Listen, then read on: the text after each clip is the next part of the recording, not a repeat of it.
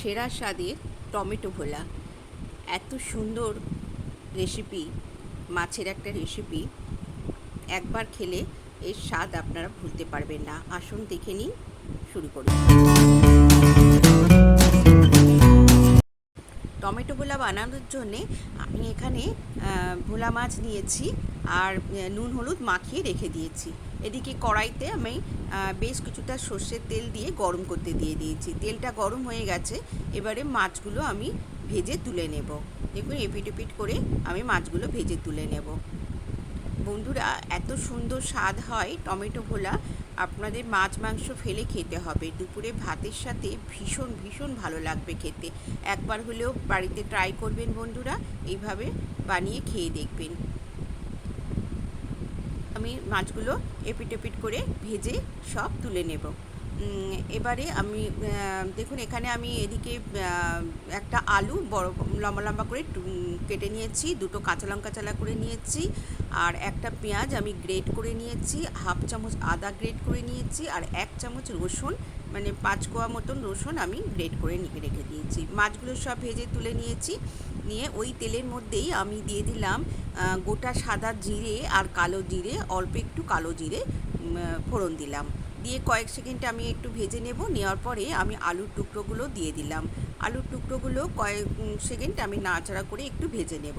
নেওয়ার পরে আমি এবারে পেঁয়াজ বাটাটা দিয়ে দিলাম, আর দিয়ে দেব রসুন, গ্রেট করা রসুনটা দিয়ে দিলাম।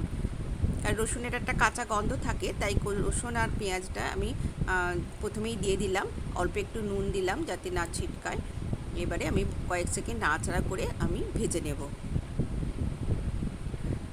ভেজে নেওয়ার পরে দেখুন ভাজা হয়ে গেছে। এবার আমি কিছু গুঁড়ো মশলা অ্যাড করব। প্রথমেই দিয়ে দিলাম হলুদ গুঁড়ো, পরিমাণ মতন আমি সব মশলাগুলো দিয়ে দিচ্ছি।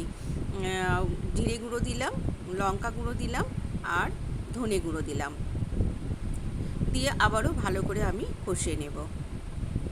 লঙ্কা গুঁড়ো আরেকটু দিলাম। আপনারা যে যেমন ঝাল পছন্দ করেন আপনারা সেই মতন ঝালটা ব্যবহার দেবেন।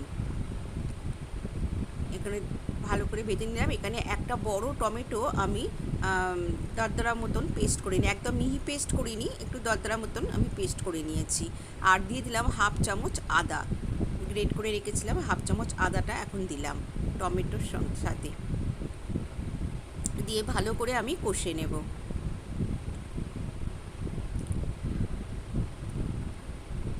আমি আরেকটু নুন দিয়ে দিলাম, তখন অল্প দিয়েছিলাম, এবারে সেই বুঝে আমি নুনটা দিয়ে দিলাম। দিয়ে আমি 1 মিনিট একটু ঢাকা দিয়ে রেখেছিলাম লো ফ্লেমে। দেখুন বেশ ভালো মতন কষানো হয়ে গেছে, তেল ছেড়ে এসেছে। এবারে আমি অল্প একটু জল দিয়ে দিলাম। দিয়ে আমি আবারও ভালো করে নাড়াচাড়া করে কষিয়ে নিচ্ছি। নেওয়ার পর এবারে আমি 1 চামচ দিয়ে দিলাম কাশ্মীরি গুঁড়ো লঙ্কা। একটা সুন্দর কালার আসার জন্যে আমি কাশ্মীরি গুঁড়ো লঙ্কা দিয়ে দিলাম। দিয়ে ভালো করে নাড়াচাড়া করে আমি জল দিয়ে দিলাম।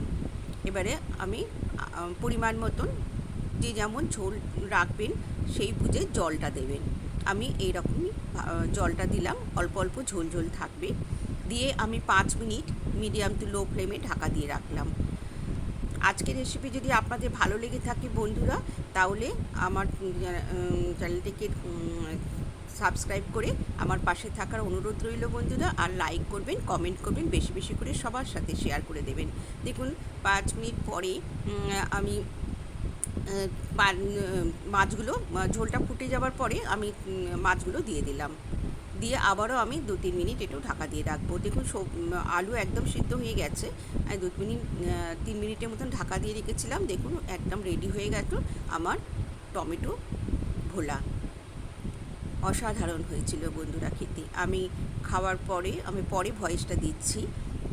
দেখুন কত সুন্দর হয়েছে। আবার আসবো নতুন কোনো ভিডিওর সাথে।